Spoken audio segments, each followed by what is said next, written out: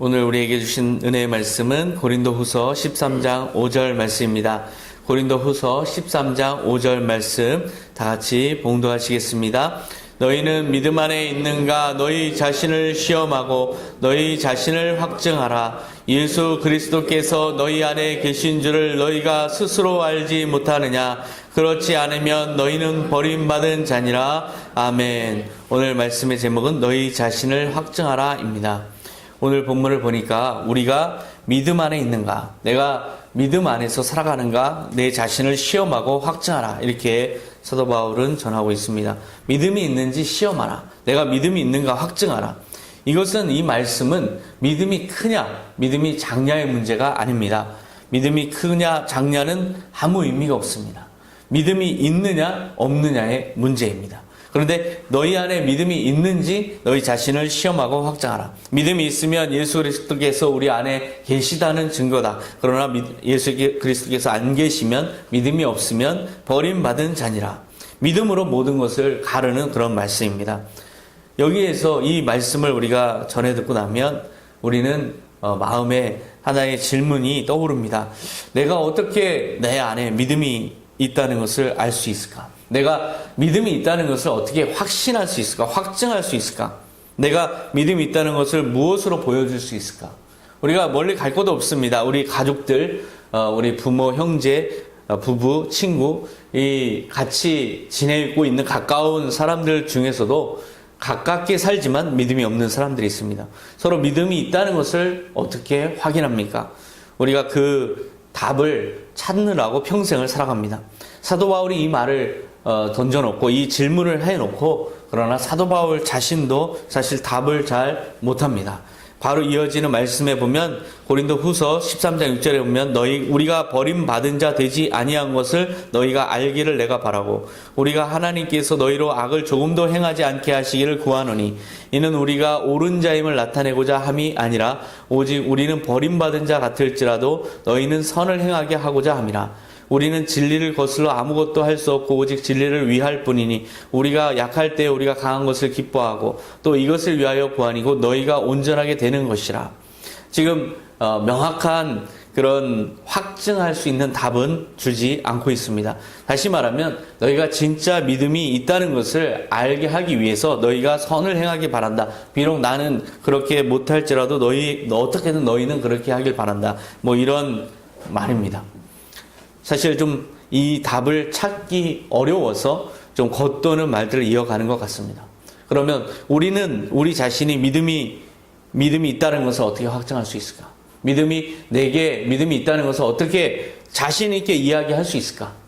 그것을 우리는 평생 찾아가면서, 주님, 제가 믿음이 있습니다, 없습니다, 없는 것을 용서해 주시옵소서, 이렇게 믿음을 구하는 그런 기도를 합니다. 믿음이 있다는 것은 어떻게 할 수 있을까? 영국의 광고의 사인 사치 앤 사치에서 15년 동안 크리에이티브 디렉터로 명성을 떨친 폴 아덴은 이런 책을 썼습니다. 당신이 얼마나 잘하는가는 문제가 아니다. 얼마나 잘하고 싶어 하는지가 문제다라는 책을 썼습니다. 벤저민 프랭클린, 토마스 에디슨, 조한 리트루드 같은 그런 명언을 하는 사람들의 말들을 인용해서 이 제목을 붙이고 얼마나 잘하고 싶어 하는가의 문제라고 정의를 내립니다. 저는 이 책을 보면서 이것이 바로 우리가 믿음이 있는가 없는가를 확증할 수 있는 가장 중요한 그런 청찰이다라고 생각했습니다. 얼마나 내가 잘하고 싶어 하는가, 이게 중요하다는 거죠. 내가 잘하는가, 이것은 크게 중요하지 않습니다. 잘하고 싶어 하는가. 저는 그래서 스티븐 제라드를 생각합니다. 리버풀에서 시작해서 리버풀에서 영원히 뛰고 싶어 했던 그 스티븐 제라드를 보면 리버풀의 사나이라고 할 수 있습니다. 그의 말과 그의 행동과 그의 모든 결정들 속에는 리버풀에 대한 엄청난 사랑과 그 믿음이 있습니다. 자기가 100세까지도 나는 리버풀에서 뛰고 싶다. 그 팀이 어려움에 처했을 때 그 특유의 리더십으로 승리를 이끌어내는 그의 모습들을 여러 번 봤습니다. 그 모습을 보면서 그 힘찬 그 열정이 어디서 나올까? 리버풀에 대한 사랑에서 나온다. 리버풀에 대해서 너무나 잘하고 싶어하는 마음에서 나온다. 어떤 사람들은 스티븐 제라드가 호나우두 같이 그렇게 뛰어난 선수는 아니지 않습니까? 이렇게 이야기하지만 사실 그 자체는 물론 프로 선수이기 때문에 그것도 중요하지만 그렇다고 스티븐 제러드가 그렇게 못하는 선수는 아니지 않습니까? 굉장한 능력을 가진 그리고 아주 축구 선수로서 여러 중요한 기능들을 다 뛰어나게 가지고 있는 선수지만 무엇보다 저는 그 마음에 타오르는 리버풀에 대한 사랑을 아주 높이 샀고 그다음에 그것에 대해서 아주 감동한 적이 있습니다. 지금 이제 리버풀로 돌아와서 유스 리버풀을 지휘하고 있는데요. 앞으로는 리버풀에 오랫동안 리버풀을 이끌어갈 감독으로 그렇게 다시 리버풀로 돌아오지 않을까 저는 그렇게 생각합니다. 바로 이런 모습이 정말 믿음이 있구나, 정말 사랑이 있구나라고 보여주는 그런 모습입니다. 사도 바울은 믿음이 있었을까? 사도 바울은 어떻게 믿음이 있다라고 확증할 수 있을까? 바로 사도 바울도 이런 믿음이 있는가에 대해서 얼마나 잘하고 싶은가로 자기가 얼마나 잘하고 싶어야 하는 사람인지로 자기 자신의 믿음을 확증합니다. 고린도전서 9장 7절에 보면 누가 자기 비용으로 군복무를 하겠느냐 성전의 일을 하는 이들은 성전에서 나는 것을 먹으며 제단에서 섬기는 이들은 제단과 함께 나누는 것을 너희가 알지 못하느냐 이와 같이 주께서도 복음 전하는 자들이 복음으로 말미암아 살리라 명하셨느니라.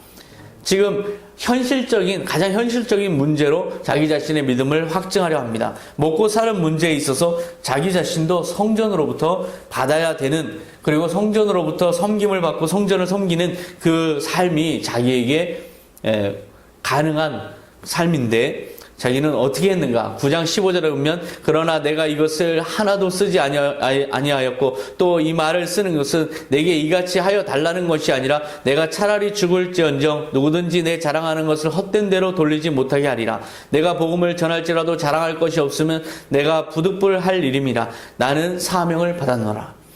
지금 자기 자신의 모든 권리를 다 내어놓고 자기 자신이 사명으로 살고 있다. 사명 때문에 이것을 하고 있다. 사명 때문에 나는 최선을 다하고 있다. 그렇게 자기 자신을 고백합니다. 사실 사도 바울이 율법의 학자로서 일을 할 때보다 지금 복음을 전하는 일에 더 목숨을 걸고 그리고 자기 운명을 걸고 임했습니다.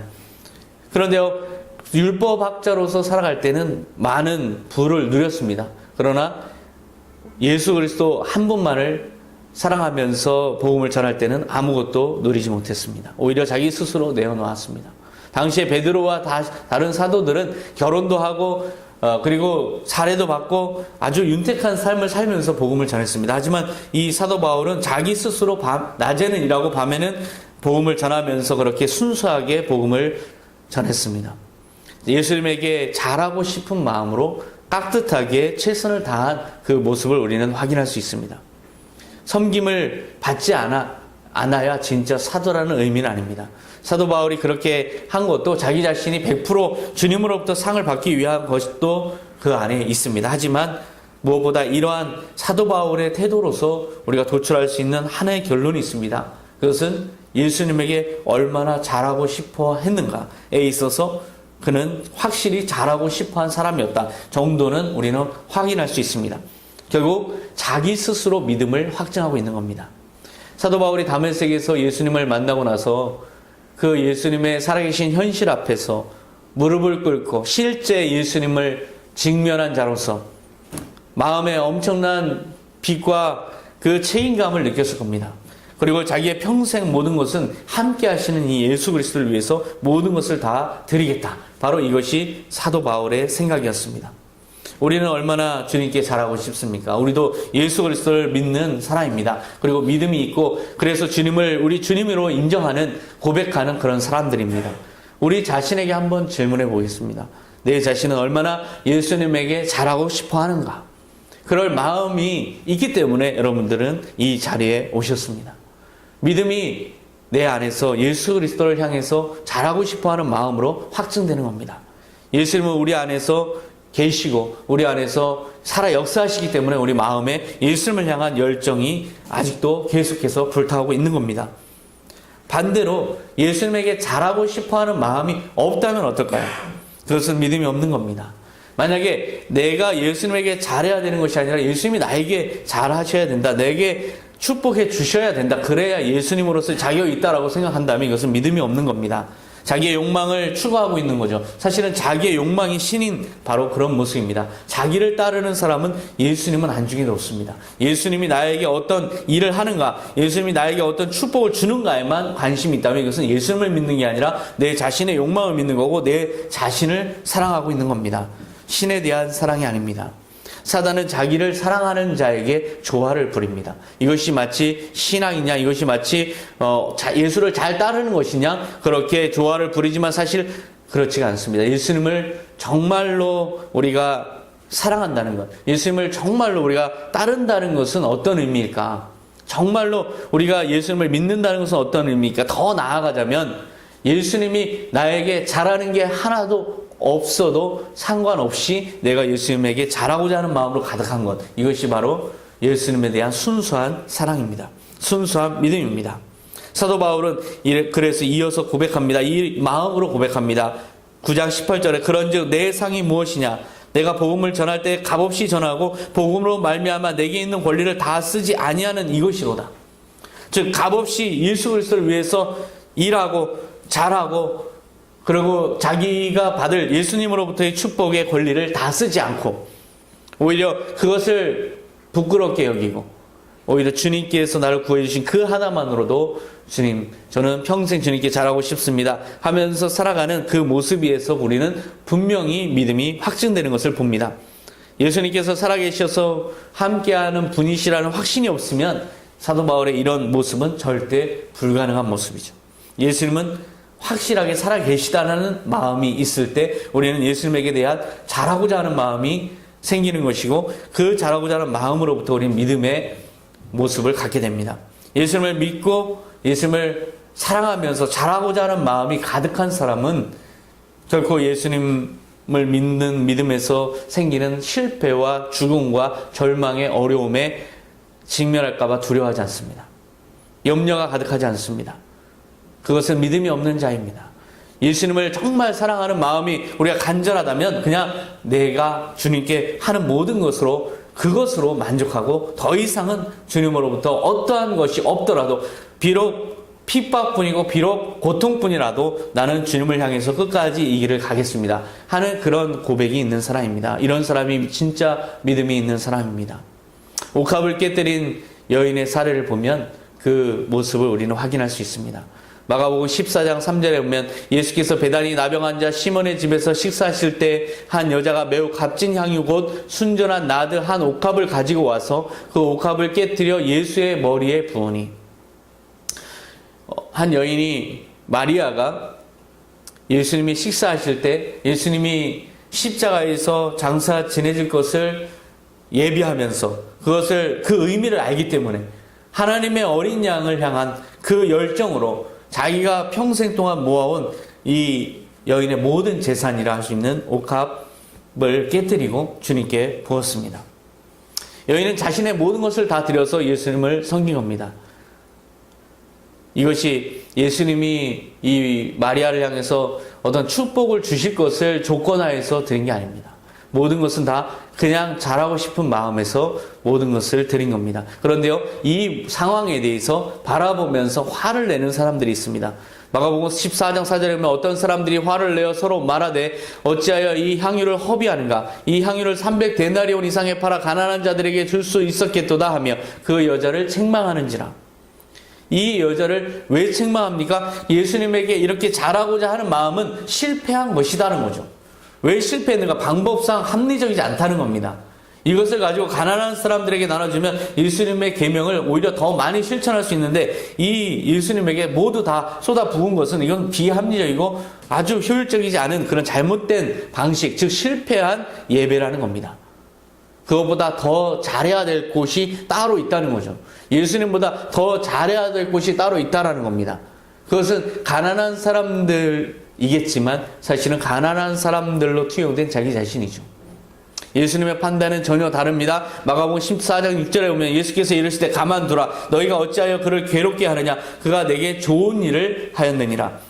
내가 진실로 너희에게 이르노니 온 천하에 어디서든지 복음이 전파되는 곳에는 이 여자가 행한 일도 말하여 그를 기억하리라 하시니라. 예수님께서는 이 여인의 행위를 인정하십니다. 이것은 좋은 일을 나에게 한 것이다. 나에게 잘하려고 한 것이다. 잘하려고 했는데 그것이 어떤 결과인지는 중요하지 않다. 잘하려고 한 그 마음을 이미 받았다. 그것으로 그 여인이 믿음이 있는 것이 확실하다. 그렇게 주님께서 인정하신 겁니다.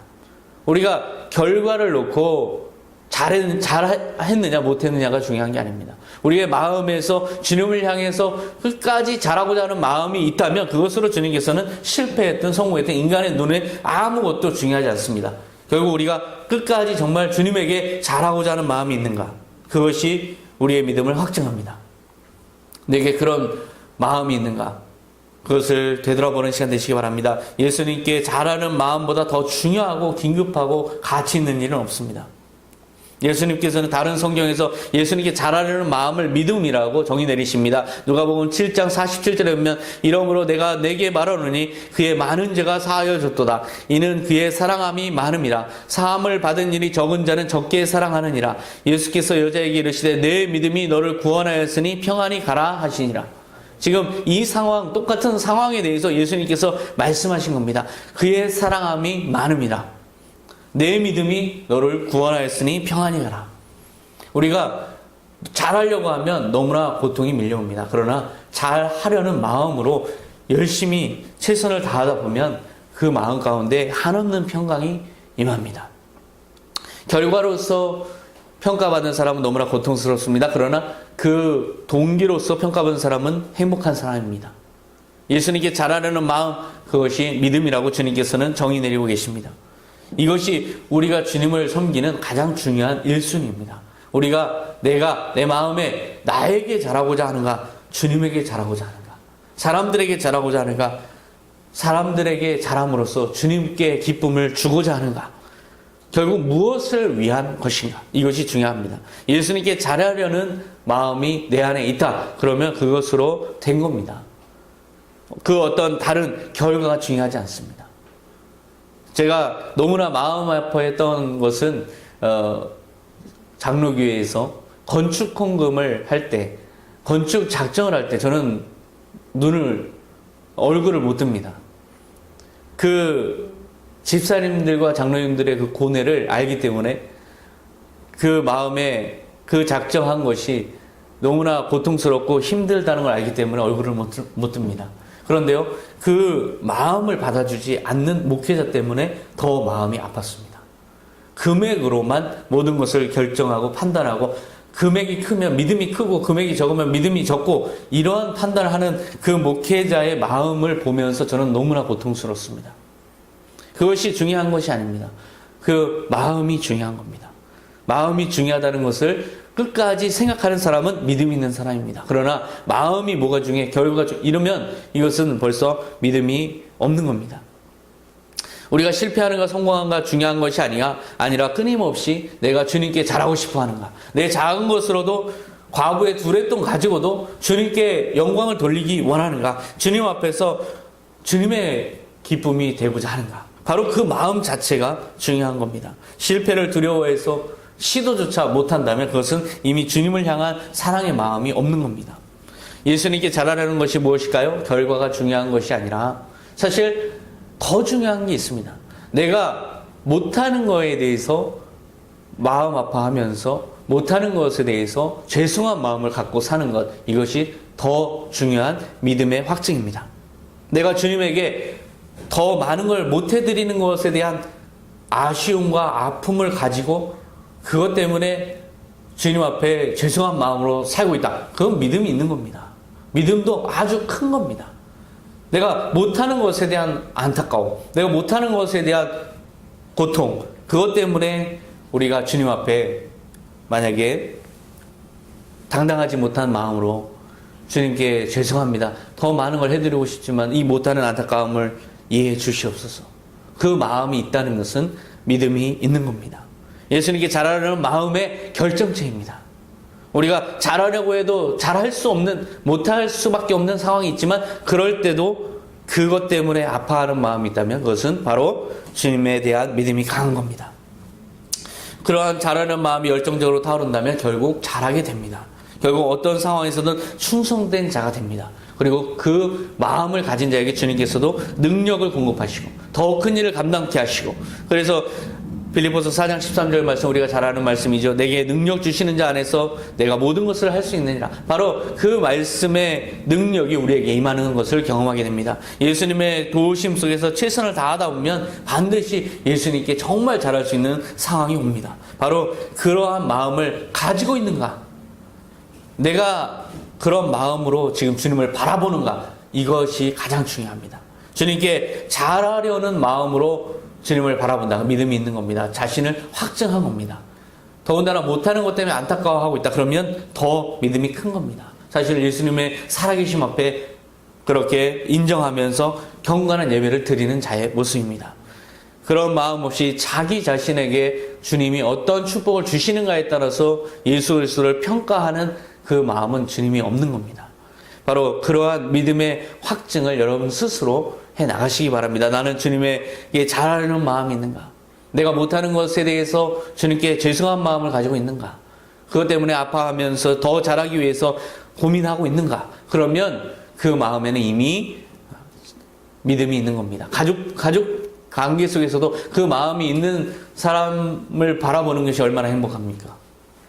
바로 그러한 믿음을 확증하는 여러분 되시기 바랍니다. 기도하겠습니다. 하나님 아버지 감사합니다. 우리는 너무나 부족해서 주님 앞에 많은 것을 주님께 해드리지 못하는 안타까움을 가지고 있습니다.